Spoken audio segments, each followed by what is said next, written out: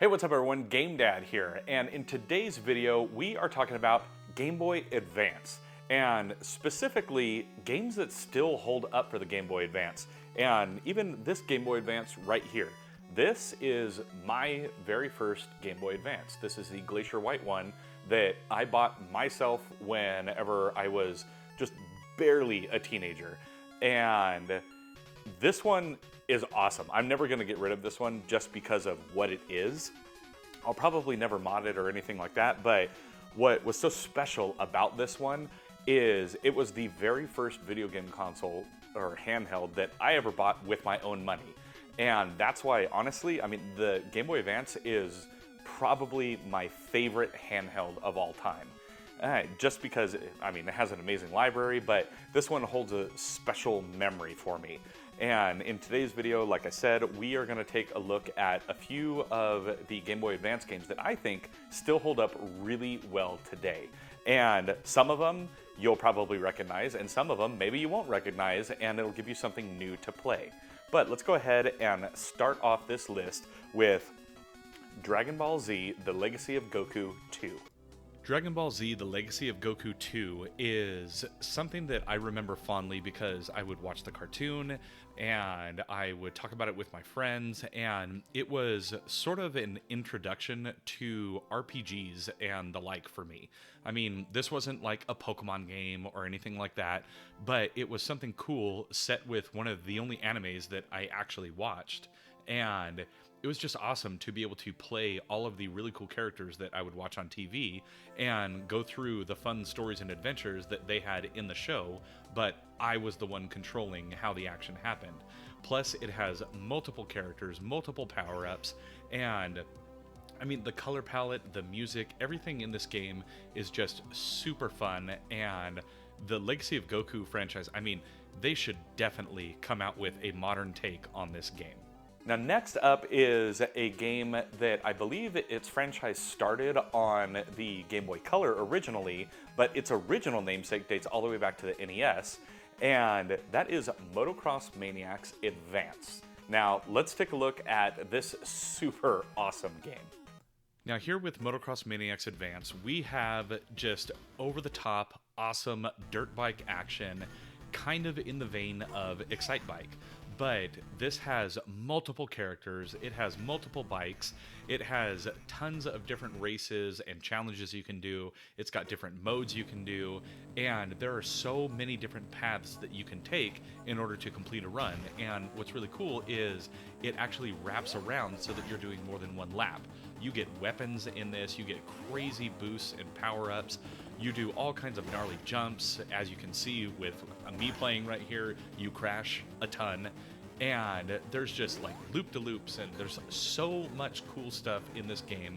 It has so much to offer, and it is a blast because you just want to keep getting just a little bit better so that you can do just a little better and beat the other opponents that are racing with you.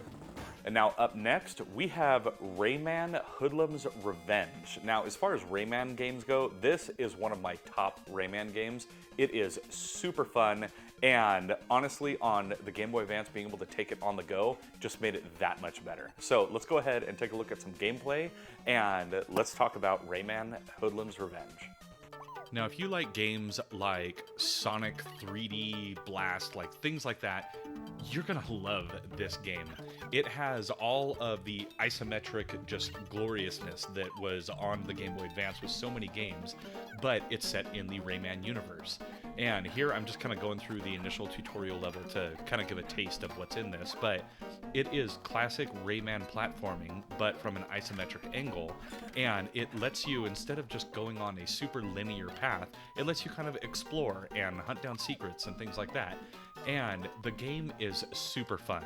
Now, it takes a little bit of getting used to with some of the gaps and like the angles of things with where they are, but that was more just a product of its time, and it's still super fun to be able to play the game. You go around, you're doing your collecting just like any Rayman game, and you just try to get to the end of the level without dying, you know, a ton. But this game is awesome. Now, even to this day, it still feels weird to see this character and franchise on a Nintendo console, but this game is fantastic, and that is Sonic Advance 3. Now, all the Sonic Advance games are fun, but I was always more drawn to Sonic Advance 3 because of how many characters there were. So let's go ahead and take a look at Sonic Advance 3. Now, some of the things you can always expect from a Sonic game are bright colors, sometimes annoying difficulty, and cool characters. And for me, no character is cooler in a Sonic franchise than, of course, Knuckles the Echidna. And like, he is just so awesome in this game. Of course, there is also Tails. Of course, there's Sonic and Amy and everything. But Knuckles, I mean, he's my dude. And this game lets you do all kinds of cool extra things with the different characters. Like, instead of just the glide, instead of just a punch, you have like a head bash, things like that. And of course, you also have being able to collect a bunch of different Chow that are scattered throughout all the different zones. And you can come back to this area and check out all the Chow you have and see which ones you're also missing. And it just allows you to go in and out. You don't have to worry about a time limit or anything like that. You just get to enjoy Sonic games and just have a blast doing it.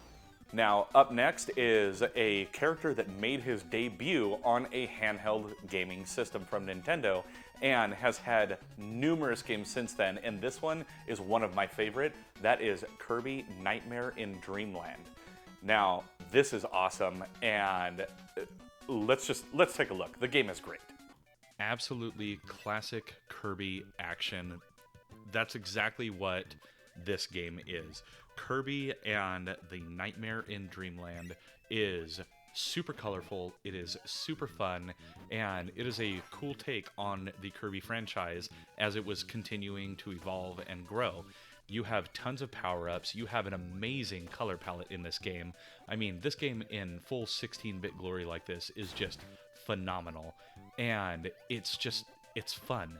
It's classic Kirby at its finest, and Kirby games like this, like, you know, Forgotten Land or whatever the newest one was called, was a really fun game. It was really cool seeing it all in 3D like that, but Kirby games like this is where it's at. If you have never played Nightmare in Dreamland, I highly recommend it, just as a Kirby fan or just as a video game fan in general, and I don't think that you would be disappointed in playing this game. Now, before we get to the last and final game of today's video, if you have liked today's video and you feel that I have earned it, then go ahead and drop a like, hit that subscribe button, and let me know in the comments what are some of your top Game Boy Advance games. And now, without any further ado, the final game on my games that still hold up for the Game Boy Advance is The Legend of Zelda: The Minish Cap. This is in my top 3 favorite Zelda games of all time, and it is a fantastic game. Let's take a look. Now, I mentioned that Minish Cap is in my top 3 Zelda games of all time, and that is because it's number 3. My number 1 favorite is Link Between Worlds, my number 2 is Link to the Past, and Minish Cap is my number 3. And I think you can tell from the aesthetic of this game that there's kind of a theme going on there.